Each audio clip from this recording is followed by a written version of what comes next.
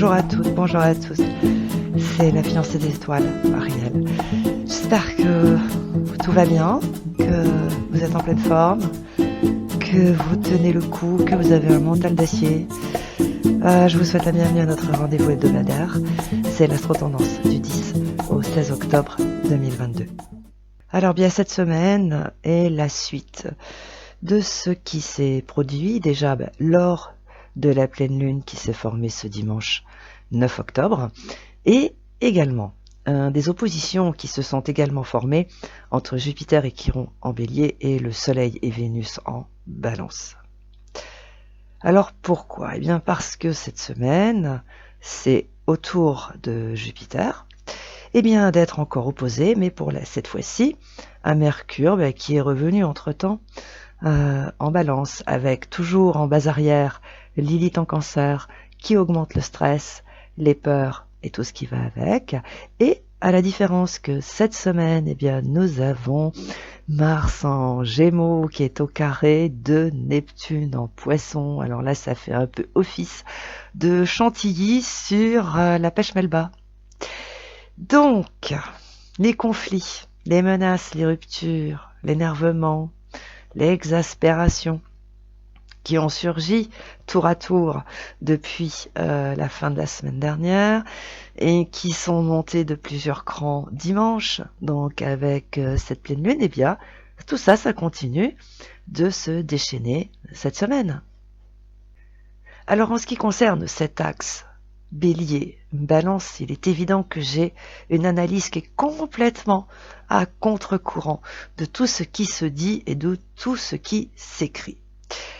Alors, pourquoi ? Parce que j'explique que effectivement, cet axe Bélier-Balance ne produit désormais que des menaces, des tensions, de la pression, et ça incite à poser une rupture, histoire d'obtenir satisfaction ou de régler tout le problème. Alors,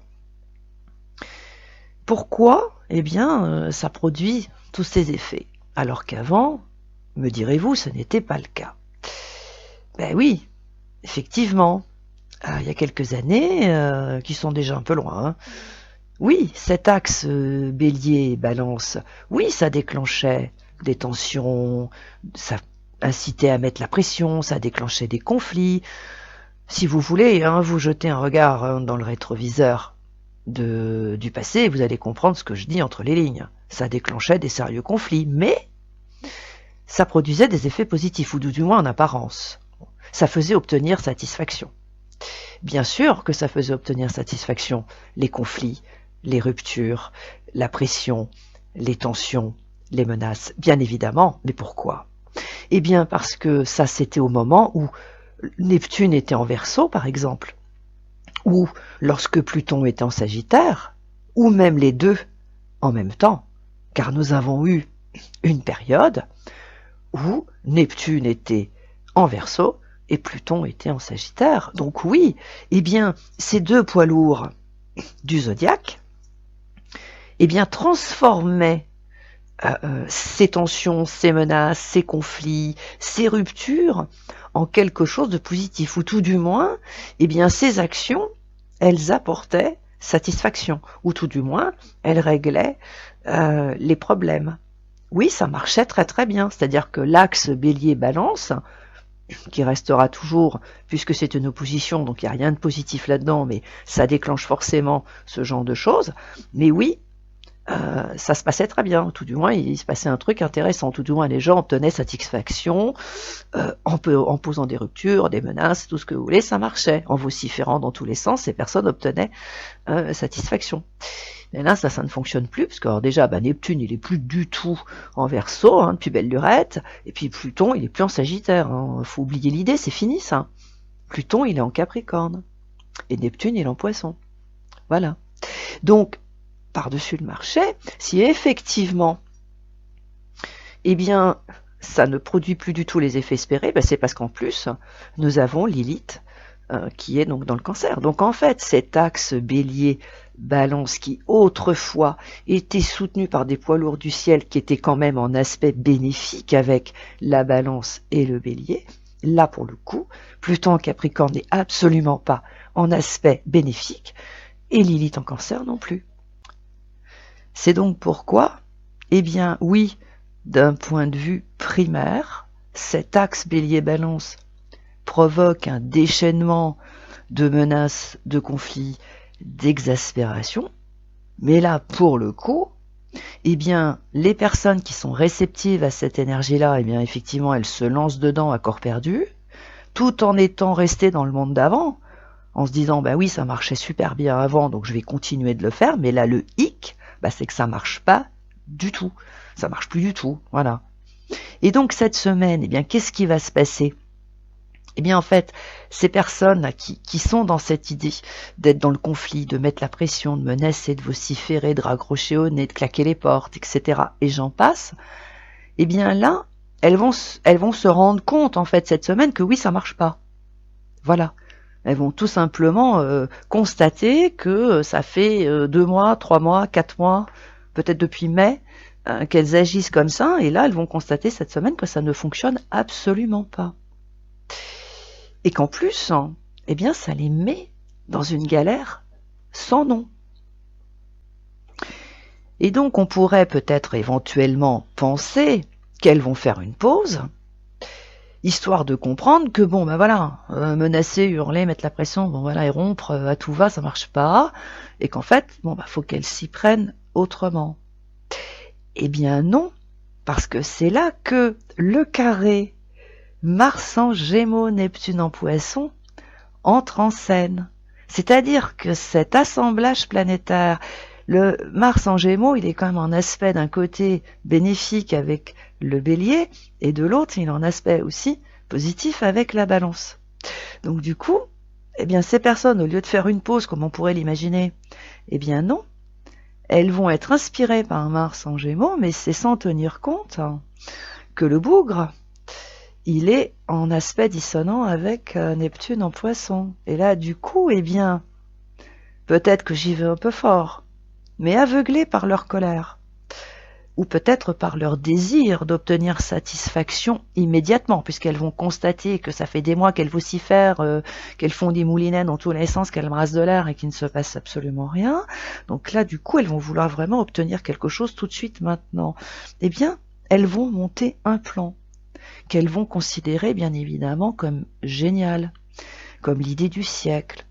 Et elles vont bien évidemment se dépêcher de passer à l'action. Eh ben oui, mais le hic, et qu'en fait leur idée va être très rapidement confrontée à la réalité. Et là, ça va leur faire mais tout drôle. Je dirais même que leur plan va être un fiasco complet. Pourquoi ? Eh bien, parce que il n'est pas du tout élaboré en tenant compte de la réalité, mais de ce que ces personnes imaginent. Voilà. C'est-à-dire qu'elles vont imaginer des trucs, elles vont pas du tout tenir compte de la réalité, donc elles vont échafauder un plan, ou prendre une décision, faire un choix en fonction de ce qu'elles imaginent, mais qui n'a bien évidemment rien à voir avec la réalité. Et c'est là que, comme les effets sont très rapides désormais, c'est-à-dire qu'il faut plus, on n'attend plus 6 mois ou 8 mois ou 1 an pour obtenir les effets de quelque chose, on les a immédiatement. Et là du coup, eh bien en fait, elles vont avoir ce qu'on appelle une fin de non-recevoir. Et il y en a certains qui vont tomber de haut. Et si effectivement, certains vont vraiment tomber de l'armoire, mais clairement, parce que passer à l'action sous l'influence d'un carré Mars-Neptune, ça présage qu'il y a un gros décalage entre la réalité et ce qui est imaginé. Mais là, c'est même plus un décalage, quoi. C'est un monde, clairement. Voilà. Et par-dessus le marché, faut dire les choses comme elles sont. Mars en Gémeaux ne se distingue pas pour prendre de telles décisions. Oui. Mars en Gémeaux, c'est super, c'est génial, mais pour sortir, pour faire la fête, pour partir en vacances, pour acheter un truc sympa, par exemple, parce que le Gémeaux, c'est quand même très léger, c'est festif, c'est plein d'humour, Moi, je sais pas si vous connaissez des gens qui ont du Gémeaux sous le capot. Moi, j'en connais. Ce sont des gens super pour partir en vacances, pour passer des super soirées. Il y a aucun problème. Mais c'est pas vraiment l'énergie appropriée pour échafauder un plan qui a quand même vocation à régler un problème majeur. Parce que là, on est un peu dans le syndrome de Peter Pan quand même. Donc ça va être un peu difficile, vous voyez, il y a vraiment rien qui va, quoi. C'est ça que je veux dire, c'est qu'en fait, il n'y a rien qui va. Il y a déjà un carré Mars-Neptune, bon ok, mais par-dessus le marché, c'est un Mars en Gémeaux, quoi. Donc bon, ça va vraiment pas marcher. Voilà. Parce que il faut quand même souligner que ces dissonances qui proviennent de Neptune, hein, parce qu'en fait c'est ça incite réellement à imaginer des trucs qui n'existent pas. Hein. Parce que, si vous voulez, Neptune, quand il est aspecté correctement avec des planètes avec lesquelles il est en affinité, comme c'est le cas notamment avec Pluton en Capricorne, Uranus en Taureau, le nœud sud en Scorpion, le nœud nord en Taureau, ben là pour le coup, notre Neptune en Poisson, il prend toute sa dimension spirituelle. Clairement, parce que Neptune, c'est la spiritualité, c'est les vertus de la prière. Vous voyez, c'est ça, c'est vraiment les gens qui sont dans une autre dimension, qui ont, voilà, qui sont dans une dimension spirituelle. Je ne parle pas du dogme, hein, ce sont des gens qui croient en quelque chose. Voilà, c'est ça, Neptune en Poisson. En revanche, lorsque il est en mauvais aspect avec des planètes avec lesquelles, bien évidemment, il n'a pas d'affinité, ou c'est plutôt tendu, là, pour le coup, la Neptune, il n'a plus du tout ses caractéristiques spirituelles, mais là, pour le coup, oui, c'est le rêve, c'est l'imaginaire. Ah oui, mais là, le problème, c'est que le rêve, ça se transforme souvent en cauchemar. Hein. Et là, à mon avis, ça va être un peu ça. Donc, du coup, notre Neptune, qui est quand même un peu vrillé, puisqu'il n'est pas en affinité avec les Gémeaux. Donc ça veut dire qu'il y a un vrai problème de discernement. Il y a un problème de vision. Hein. Je dirais même que en fait, les décisions qui vont être prises par des gens, ces gens n'ont pas du tout les yeux en face des trous. Hein. Mais clairement, ça va être ça. Donc en fait, ça revient à prendre une décision, à passer à l'action, sans tenir compte de certains paramètres qui ont pour le coup une grande importance, parce qu'en fait, voilà, c'est principalement gouverné par l'imagination. Les gens, ils imaginent des trucs, ils vont imaginer je ne sais quoi, des trucs. Alors, ils vont imaginer que leur plan est génial, ça c'est clair. Ils vont pas du tout penser que ça peut foirer, clairement. Ils vont dire, ouais, c'est trop génial, on a l'idée du siècle, c'est génial, on est des génies, genre. Ah bah non, pas du tout. Hein. Non, ça va pas être ça. Puis ça va aller très vite en plus, parce que ça va faire un espèce d'effet boomerang, en fait, en quelque sorte. Alors en revanche, il y a quand même une bonne nouvelle dans cette histoire, à mon avis. Parce que comme je vous le disais, Neptune, il est quand même, encore une fois, en aspect bénéfique et en affinité avec Pluton en Capricorne, Uranus en Taureau, le nœud nord en Taureau, et notamment le nœud sud en Scorpion. Donc du coup, oui, mais le plan qui va être élaboré par ces personnes, bon, il va tourner au vinaigre, clairement. Ça va servir au moins à leur montrer cette réalité qu'elles occultent savamment depuis des mois. Voilà, pour moi, ça c'est la bonne nouvelle. Bon, alors ça va être brutal. Pour certaines, l'atterrissage peut être vraiment très rude. Hein. Il faut envisager qu'il y a un peu de casse. Des fractures d'ego. Oh, oui, ça on peut en avoir. Mais au moins, la réalité va apparaître. Voilà, ça sera déjà ça. Alors, du coup, voilà, ces personnes qui imaginent des trucs, mais qui en fait n'existent que dans leur imaginaire, hein, en fait, elles vont revenir brutalement à la réalité. Vont y être confrontées. Bon, ça va être un peu sec, un peu rêche, mais au moins, à mon sens, c'est la bonne nouvelle. Alors, bien évidemment, tout cela peut être évité. Hein. Ah, oui, clairement. Ça peut être très bien évité. Alors pourquoi ? Eh bien, parce que entre le 12 octobre, notamment, Saturne, il est au trigone du Soleil en Balance. Voilà. Donc un trigone, c'est positif, hein, et c'est même d'ailleurs un aspect qui apporte une évolution. Hein. Autant le sextile, c'est un aspect de facilité, autant le trigone est un aspect qui symbolise une évolution. Oui, il n'y a pas que Jupiter qui symbolise l'évolution. Un trigone, ça fait évoluer. Et puis le 14 octobre, Eh bien pour le coup, Saturne, toujours lui, il est quand même au trigone de Vénus en Balance et le même jour de la Lune en Gémeaux. Eh ben oui. Donc vous voyez, on n'a pas que des aspects tout pourris, négatifs et agressifs. On a aussi des aspects, et en plus pas des moindres, puisque c'est trigone, et on a 2 trigones, enfin 3 même. Vous voyez? Donc il y a une évolution possible, mais clairement. Oui, mais cela implique déjà de faire preuve de sagesse, de retenue, de compréhension, de sens pratique. Pour éviter tout ce désastre, faut compter sur le temps, parce que lui, il fait bien les choses. Voilà. Parce que Saturne, c'est le temps aussi. C'est pas que ça, mais Saturne, ça dit, prends ton temps, mise sur le temps. Et bien sûr, en ayant un sens profond de la réalité, parce que Saturne aussi, c'est ça. Saturne, c'est la réalité, mais un sens très profond de la réalité. C'est aussi, si on écoute et qu'on suit, et qu'on s'inspire de ces trigones qui sont formés avec Saturne, Soleil en Balance, Vénus en Balance et la Lune en Gémeaux, il faut aussi rechercher une vraie stabilité. Il faut contrôler aussi ses émotions, bien évidemment. Faut faire preuve de persévérance, d'endurance. Et donc, en réunissant toutes ces qualités, qui sont bien sûr saturniennes, eh bien tout ce bazar, ces conflits, ces ruptures, et surtout ces plans complètement biscornus et leurs conséquences bien évidemment peuvent être mais complètement évités. Mais clairement, là il n'y a pas de fatalité. Mais ça c'est certain. Hélas, je pense qu'il y a peu de chances que les vertus saturniennes soient des sources d'inspiration pour ces personnes qui s'agitent, qui mettent la pression, qui s'énervent, qui sont en colère, qui jettent de l'huile sur le feu, parce qu'en fait c'est un peu ça. Parce qu'en fait, allez savoir pourquoi. Désormais, le temps est devenu un ennemi. C'est surtout ça. Hein. Il faut avoir tout et tout de suite. Il y a un côté immédiat. C'est comme ça. Et puis alors, quant à la sagesse, c'est devenu complètement ringard. Clairement, parler de sagesse à quelqu'un, il vous rigole au nez. Il vous dit c'est même pas ce que c'est, on s'en fout. Tout le monde s'en fout de la sagesse maintenant. Voilà, ça sert plus à rien, c'est devenu complètement ringard.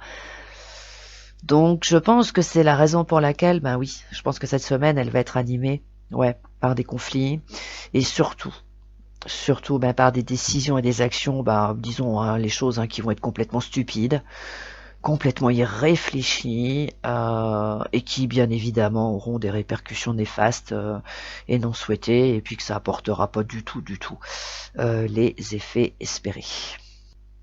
Et pendant ce temps-là, parce qu'en fait tout le monde n'est pas gouverné par cet axe bélier-balance. Alors pourquoi je vous dis ça? Pourquoi tout le monde n'est pas sensible à ça? Eh bien parce qu'en fait il y a quand même 2 tendances qui se distinguent de plus en plus nettement.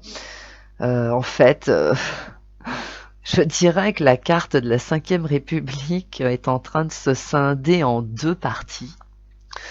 Et il y a donc des gens qui sont réceptifs aux planètes en air et en feu. C'est ce que je viens de vous expliquer. Et puis d'autres qui sont beaucoup plus sensibles à celles qui sont en eau et en terre. Alors autrefois, c'était pas vraiment perceptible, clairement, ça se ressentait pas. Mais cette fracture se fait, elle se prononce, elle apparaît en fait au fil des années, et à mon sens, ça a commencé en 2012, cette fracture. Alors bien sûr, dans l'indifférence générale, mais force est de constater quand même qu'il y a quand même 2 groupes.